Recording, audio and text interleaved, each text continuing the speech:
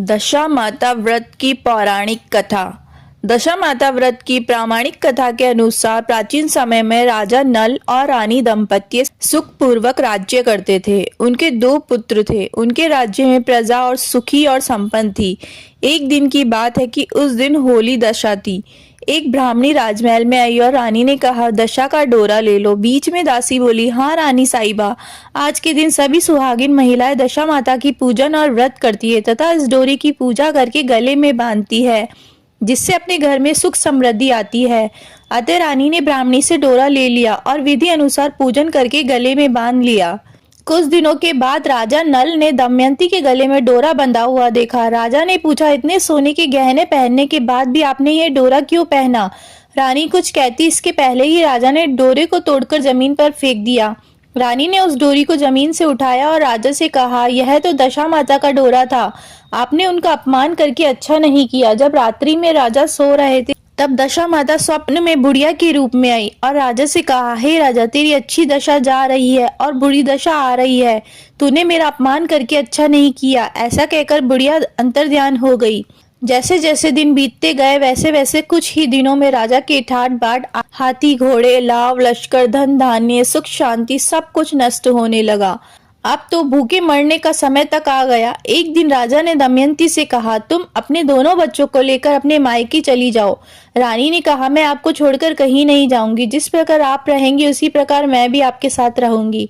तब राजा ने कहा, अपने देश को छोड़कर दूसरे देश में चले, वहां जो भी काम मिल जाएगा वही काम कर लेंगे। इस प्रकार नल दंपति अपने देश को छोड़कर चल दिए। चलते चलते रास्ते में भील राजा का महल दिखाई दिया। वहां राजा ने अपने दोनों बच्चों को अमानत के तौर पर छोड़ दिया। आगे चले तो रास्ते में राजा के मित्र का गांव आया। राजा ने रानी से कहा, चलो हमारे मित्र के घर चले। मित्र के घर पहुंचने पर उनका खूब आदर सत्कार हुआ और पकवान बनाकर भोजन कराया। मित्र ने अपने शयन कक्ष में सुलाया। उसी कमरे में मोर की आकृति की खूंटी पर मित्र की पत्नी का हीरो जड़ा कीमती हार टंगा था। मध्य रात्रि में रानी की नींद खुली तो उन्होंने देखा कि वह बेजान खूंटी हार को निगल रही है।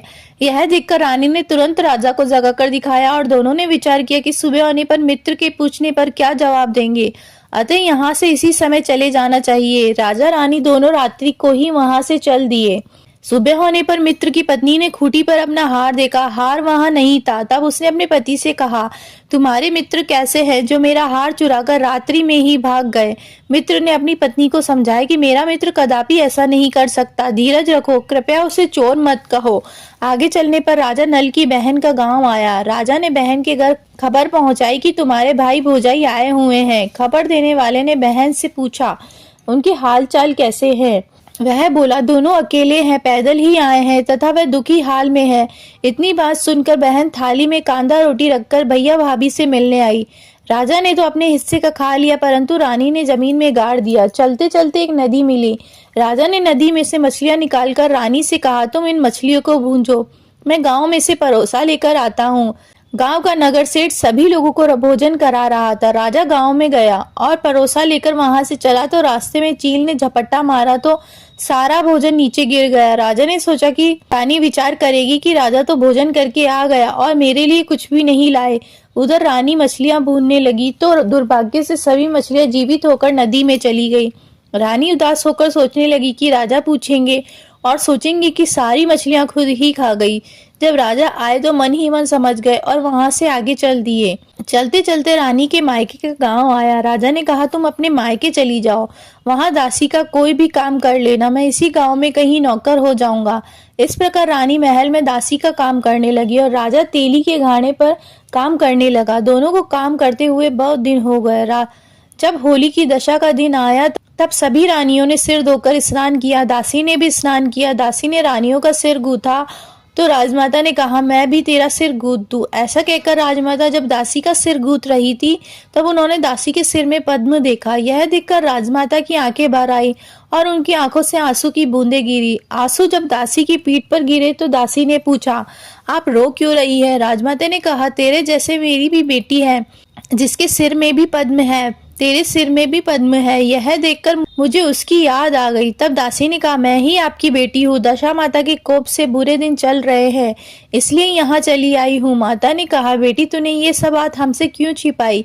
दासी ने कहा, माँ मैं सब कुछ बता देती तो मेरे बुरे दिन कैसे कटते। आज मैं दशा माता का व्रत करूंगी तथा उनसे गलती की क्षमा याचना करूंगी। अब तो राजमाता ने बेटी से पूछा, हमारे जमाई राजा कहाँ है? बेटी बोली, वह इसी गांव में किसी तेली के घर काम कर रहे हैं। अब गांव में उनकी खोज कराई गई और उन्हें महल में लेकर आए। जमाई राजा को स्नान कराया, नए वस्त्र पहनाए और पकवान बनाकर उन्हें भोजन कराया गया। अब दशा माता के आशीर्वाद से राजा नल और दमयंती के अच्छे दिन लौट आए। कुछ दिन वहीं बिताने के बाद अपने राज्य जाने को कहा। दमयंती के पिता ने खूब सारा धन, लाव, लश्कर, हाथी घोड़े आदि देकर बेटी जमाई को विदा किया। रास्ते में वही जगह आई जहां रानी ने मछलियों को भुना था और राजा के हाथ से चील के झपट्टा मारने से भोजन जमीन पर आ गिरा था। तब राजा ने कहा, तुमने सोचा होगा कि मैंने अकेले भोजन कर लिया होगा, परंतु चील ने झपट्टा मारकर गिरा दिया था। अब रानी ने कहा, आपने भी सोचा होगा कि मैंने मछलियां भूनकर अकेली ही खा ली होंगी, परंतु वह तो जीवित होकर नदी में चली गई थी। चलते चलते अब राजा की बहन का गांव आया। राजा ने बहन के यहाँ खबर भेजी। खबर देने वालों से पूछा कि उनके हालचाल कैसे हैं। उसने बताया कि वह बहुत अच्छी दशा में है। उनके साथ हाथी घोड़े, लाव, लश्कर। यह सुनकर राजा की बहन मोतियों की थाल सजाकर लाई। तभी दमयंती ने धरती माता से प्रार्थना की और कहा, माँ आज मेरी अमानत मुझे वापस दे दो। यह कहकर उस जगह को खोदा जहाँ कांदा रोटी को गाड़ा गया था। खोदने पर रोटी तो सोने की और कांदा चांदी का हो गया। ये दोनों चीजें बहन की थाली में डाल दी और आगे चलने की तैयारी करने लगी। वहां से चलकर राजा अपने मित्र के घर पहुंचे। मित्र ने उनका पहले के समान ही खूब आदर सत्कार और सम्मान किया। रात्रि विश्राम के लिए उन्हें उसी शयन कक्ष में सुलाया। मोरनी वाली खूंटी के हार निकल जाने वाली बात से नींद नहीं आई। आधी रात के समय वही मोरनी वाली खूंटी हार उगलने लगी तो राजा ने अपने मित्र को जगाया तथा रानी ने मित्र की पत्नी को जगाकर दिखाया, आपका हार तो इसने निकल लिया था। आपने सोचा होगा कि हार हमने चुराया है। दूसरे दिन प्रातः काल नित्य कर्म से निपटकर वहां से वे चल दिए। वे भील राजा के यहाँ पहुंचे और अपने पुत्रों को मांगा तो भील राजा ने देने से मना कर दिया।